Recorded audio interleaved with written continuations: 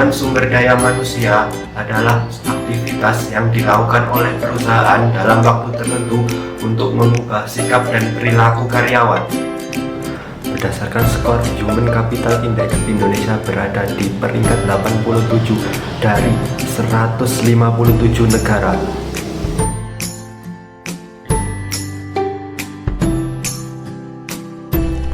Ada beberapa tujuan dari pelatihan ataupun pengembangan pegawai, yaitu menambah pengetahuan, menambah keterampilan, dan mengubah sikap. Nah, penambahan pengetahuan perlu dianalisis mana yang diperlukan oleh pegawai-pegawai tersebut. Pegawai yang hanya mengandalkan pengetahuan dalam dirinya akan sulit menerima pembaharuan yang ditawarkan untuk mengelola sesuatu secara lebih profesional. Disinilah diperlukan tambahan pengetahuan sehingga tetap berkembang sesuai dengan tuntutan perubahan.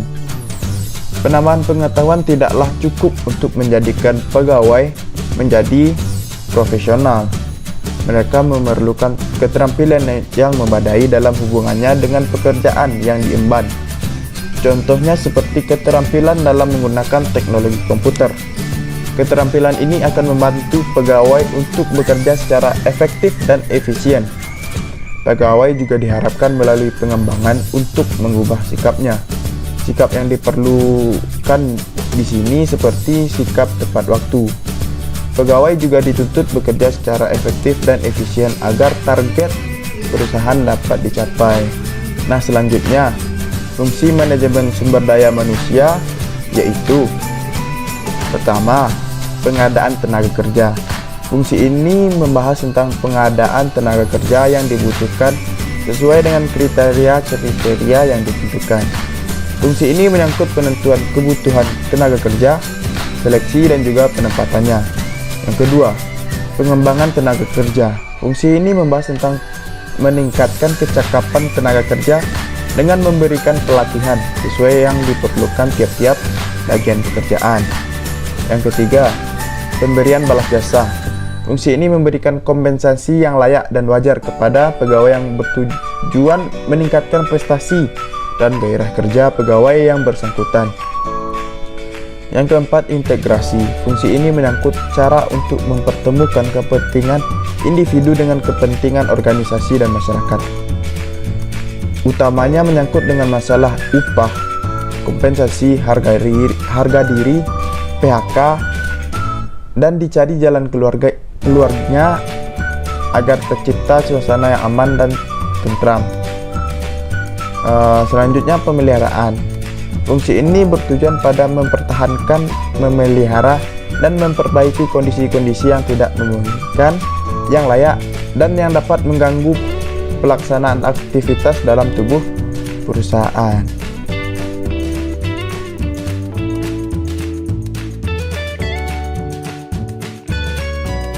Karena SDM dapat mempengaruhi keberhasilan jalannya sebuah organisasi atau perusahaan. Keberhasilan tersebut tentunya dengan memiliki keahlian dan kemampuan yang sesuai dengan visi dan misi organisasi agar mampu mengembangkan potensi SDM menjadi lebih kreatif dan inovatif. Oleh karena itu, sebuah perusahaan harus memiliki tenaga kerja yang berkompeten sehingga mampu merespon dengan cepat setiap perubahan yang ada, menganalisis dampaknya terhadap organisasi, dan menyiapkan langkah strategis untuk menghadapi berbagai kondisi. Hal tersebut akan membuahkan atau memberikan hasil yang sesuai dengan tujuan dan sasaran organisasi, sehingga target organisasi dapat tercapai dalam memberikan pelayanan terhadap para konsumen. Selanjutnya, saya akan menjelaskan tentang studi kasus model strategi pengembangan sumber daya manusia agroindustri kopi gayo dalam menghadapi masyarakat ekonomi ASEAN. Sebelum kita membahas tentang pengembangan SDM di agroindustri kopi gayo, saya akan menerangkan tentang 5 fungsi pengembangan SDM. Dalam pengembangan SDM terdapat 5 fungsi. Yang pertama adalah mengurangi dan menghilangkan kinerja yang buruk, di mana kegiatan pengembangan SDM akan meningkatkan kerja pegawai saat ini yang dirasa kurang dapat bekerja secara efektif, dan pengembangan SDM juga ditujukan untuk dapat mencapai efektivitas kerja sesuai harapan organisasi. Yang kedua adalah meningkatkan produktivitas, di mana dengan mengikuti kegiatan pengembangan SDM, berarti pegawai juga memperoleh tambahan keterampilan keterampilan dan pengetahuan baru yang bermanfaat bagi pelaksanaan pekerjaan mereka, dan secara tidak langsung dapat meningkatkan produktivitas kerja mereka. Lalu yang ketiga adalah meningkatkan fleksibilitas dari angkatan kerja, di mana semakin banyaknya keterampilan yang dimiliki oleh pegawai, maka pegawai akan lebih fleksibel dan mudah untuk menyesuaikan diri dengan perubahan pada lingkungan organisasi. Yang keempat, yaitu meningkatkan komitmen karyawan.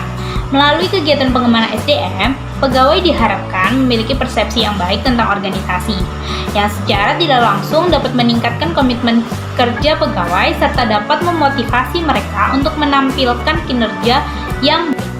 Lalu yang kelima adalah mengurangi turnover dan absensi.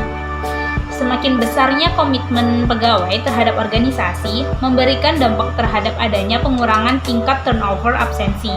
Dengan demikian juga berarti meningkatkan produktivitas dari organisasi itu sendiri. Selanjutnya akan dijelaskan oleh teman saya, Novi. Berdasarkan fungsi pengembangan sumber daya manusia, agroindustri kopi gayung masih belum menerapkan pengembangan sumber daya manusia yang maksimal. Sebab yang pertama, pengembangan dan peningkatan sumber daya manusia sangat bergantung pada penyuluh pertanian dengan fasilitas yang minim dan jumlah petugas yang tidak sebanding dengan luasnya wilayah perkebunan. Yang kedua adalah kurangnya pengembangan pemahaman dan manajemen pengetahuan dalam budidaya kopi, termasuk dalam hal teknologi dan inovasi terkini. Yang ketiga adalah produktivitas belum optimal karena penguasaan teknologi yang kurang dan lemahnya keterampilan petani. Yang keempat adalah kurangnya kreativitas dan inovasi dalam pengolahan produk, terutama pengolahan pasca panen. Untuk itu perlunya intensitas pendidikan dan pelatihan secara individu terhadap petani kopi agar kualitas produksi agroindustri menjadi lebih baik. Dan pemecahan masalah pada pengembangan SDM. Salah satu permasalahan dalam pembangunan SDM agroindustri kopi gayo adalah aspek kualitas SDM. Adapun cara pemecahan masalahnya terdapat beberapa tahap. Yang pertama adalah merumuskan masalah berdasarkan situasi.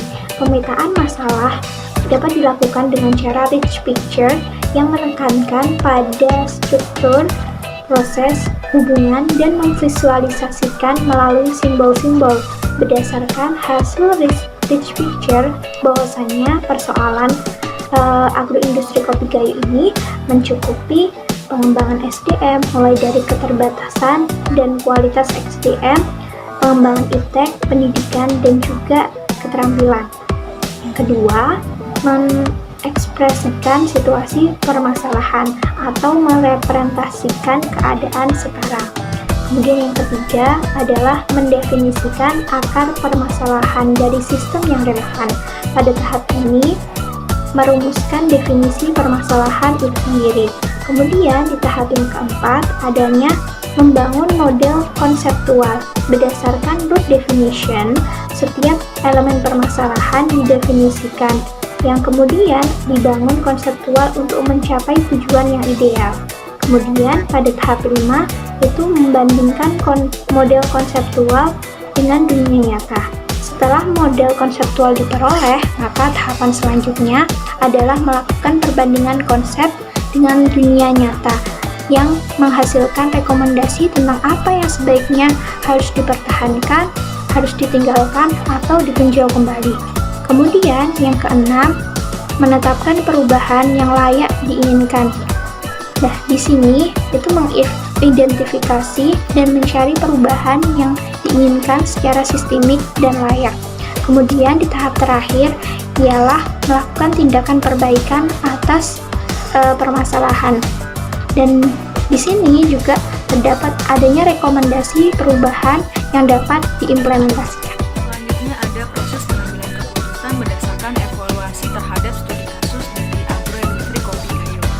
Pengambilan keputusan yang dilakukan dengan adanya proses pengembangan kapasitas sumber daya manusia yang dapat mengurangi permasalahan terkait kasus tersebut. Pengembangan kapasitas sumber daya manusia yang dimaksud yaitu dalam sumber daya manusia petani, dalam ilmu dan teknologi tentang agroindustri dan kualitas kopi. Pengambilan keputusan tersebut pertama ada kebijakan pengembangan sumber daya manusia terutama dengan program-program pemerintah daerah melalui dinas terkait.